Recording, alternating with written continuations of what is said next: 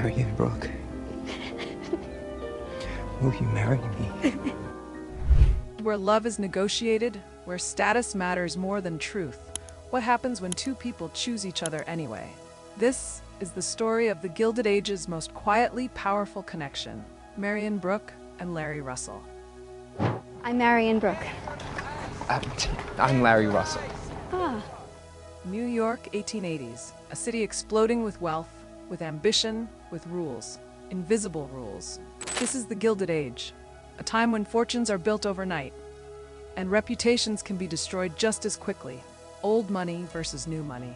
How to position herself so that Agnes Van Ryn has to acknowledge that she exists. Tradition versus progress. On one side, rigid families who inherited their power. On the other, self-made titans clawing their way to the top. And in between, people trying to find themselves. People like Marion Brooke and Larry Russell. Season 1, the beginning of something quiet. What a nice surprise. Are your aunts with you? I'm afraid they couldn't get away. But you are made of sterner stuff. Marion Brooke, a stranger in her own life. Marion arrives in New York with nothing. No fortune, no security, just a name. And expectations she doesn't quite believe in. She moves in with her aunts, women who embody the old world. Suppose you only recently learned that your father had let you down. Please don't speak ill. Structure, etiquette, restraint. But Marion, she doesn't fit. She asks questions she's not supposed to ask. She challenges rules she's meant to follow. She wants something more. Freedom. A life that feels hers. And that alone makes her dangerous. Larry Russell, the heir who doesn't want to be one. Across the street lives another world entirely. The Russell household, louder, bolder, hungrier. Led by the ambitious Bertha Russell and her powerful husband, this is new money at its most unapologetic. Mrs. Russell is even more of a fighter than I had realized. And at the center of it is their son, Larry Russell. Educated, charming, observant, but unlike his parents, Larry isn't obsessed with status. He's an architect, a creator. He wants to build something real. I find it very inspiring. Architecture, I mean. That's why I'd like to be an architect. Not just inherit something artificial. And quietly, he begins to notice Marion, their first connection. It doesn't start with passion. It starts with curiosity. Two people from opposite worlds, finding comfort in conversation. No judgment, no expectations, just understanding. And in a society built on appearances, that kind of connection is rare. Almost forbidden. A love that isn't rushed. There are no grand declarations, no dramatic confessions. Just moments, a look held a second too long, a conversation that lingers, a sense of ease neither of them can explain. Is it friendship or something more? Even they don't know yet. And maybe that's what makes it real. Season 1 conflict, the world watching, because in this world, nothing goes unnoticed. Marion is already under scrutiny, her independence is questioned, her choice is judged. And Larry? He carries the weight of his family name. Especially his mother, Bertha Russell, doesn't build her empire just to let her son follow his heart. No. She has plans, strategic ones. She's not a child anymore, and you shouldn't treat her as one. She's a child until I say. And Marion doesn't fit into them. Season 1 emotional turning point. Marion begins to realize something painful. Freedom comes with a price. Every step she takes toward independence pushes her further away from acceptance. And Larry, he starts to understand that being kind is not enough. In this world, love must fight, or it will be erased. I suppose Mother's made another quarrel. I'm afraid I can't stay either. I just wanted to look in to pay my respects to your parents. Season 2, when feelings become real. Season 2 changes everything. What was once subtle becomes undeniable. Marion is no longer the naive outsider, she's stronger now, more certain, more willing to choose her own path. Love isn't just emotion, it's conflict. Because for the first time, he wants something his family may not approve of, and that terrifies him. Not because he's weak, but because he understands the cost. Going against this mother means more than disagreement. It means war. Marion's growth. Marion begins to define herself. Not by her aunts, not by society, but by her own choices. She rejects the idea her life should be decided for her. She chooses independence, even when it's lonely, even when it's hard. And this is what draws Larry closer.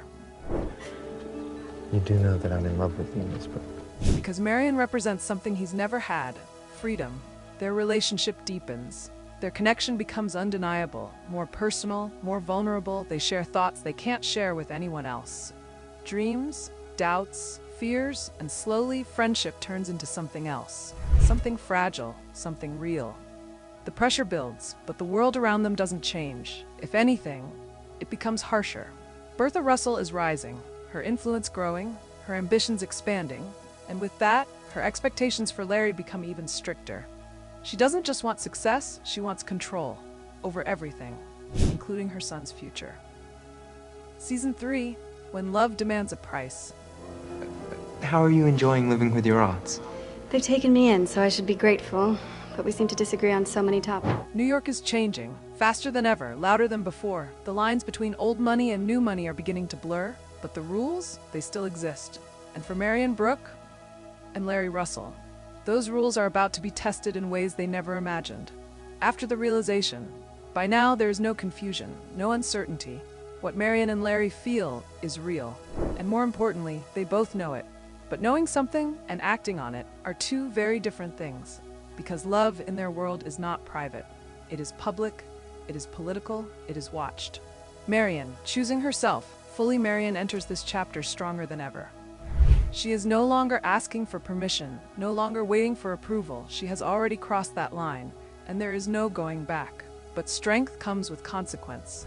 I wanted to kiss you the moment I saw you, so it's more appropriate than kissing you in front of your cook on your foot. Her independence isolates her. People whisper, doors quietly close, opportunities become limited. And yet, she refuses to bend, because for Marion, the question is no longer, will I be accepted? But rather, will I be free? Larry, standing at the edge, he has spent so long observing, understanding, avoiding conflict, but now conflict finds him. Because loving Marion means one thing, defying his mother. And that is not a small act.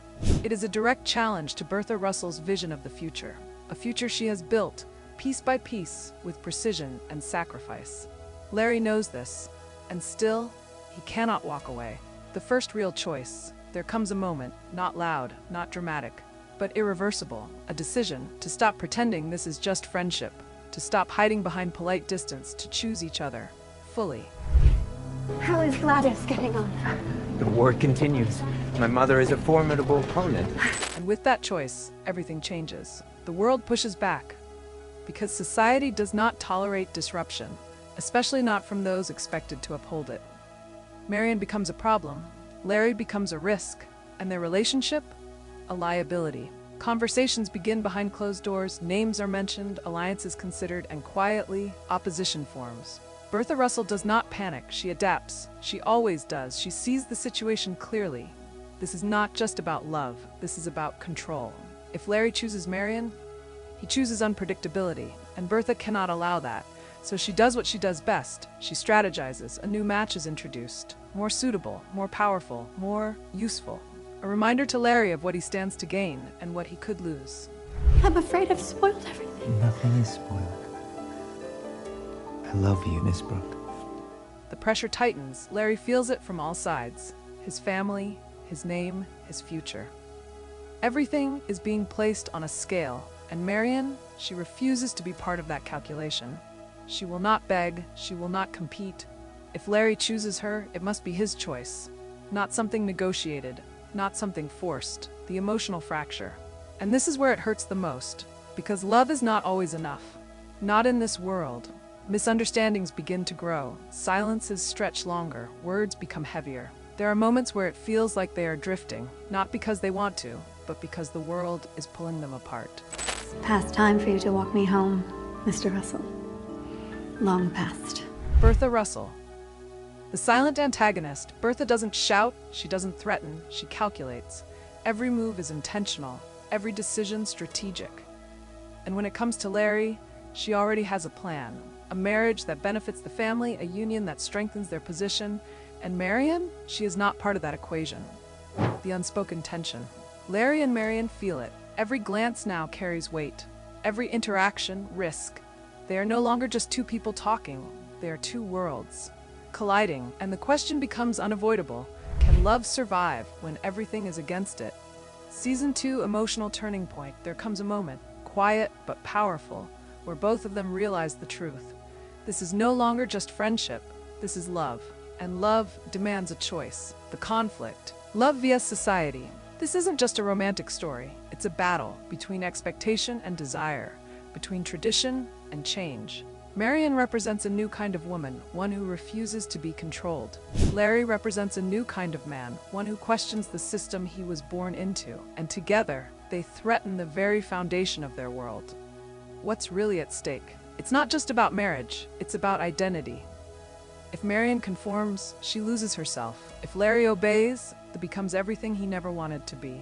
So what do? Follow their hearts or protect their place in society? The emotional core. May I have this dance? At its heart, this story is about courage. Not loud, dramatic courage, but quiet, persistent courage. The kind it takes to say, I want something different. Even when the world says no. Why their story feels so real? Because it's not perfect. There are doubts, hesitations, moments where they almost walk away. And that's what makes it powerful. They're not heroes, they're human. The meaning behind their story. Marion and Larry are more than characters. They are symbols of change, of possibility, of a future that hasn't been written yet. Their relationship challenges the idea that love must be strategic, that marriage must be beneficial, that feelings must be suppressed. They ask a simple question: what if love was enough? I'm delighted you could join us, Miss Brooke. Larry was kind to invite me. A future uncertain. As their story continues, nothing is guaranteed. Not acceptance, not approval, not even each other. Because the Gilded Age doesn't reward love, it rewards power. And yet, there is hope. In every glance, every quiet moment, every choice they make to stay true to themselves. Final words. In a world built on gold, they choose something real. In a society obsessed with appearances, they choose truth. And maybe that's why their story matters. Because even in the most controlled, restrictive world, love still finds a way. Because sometimes, the most revolutionary thing you can do is simply choose each other.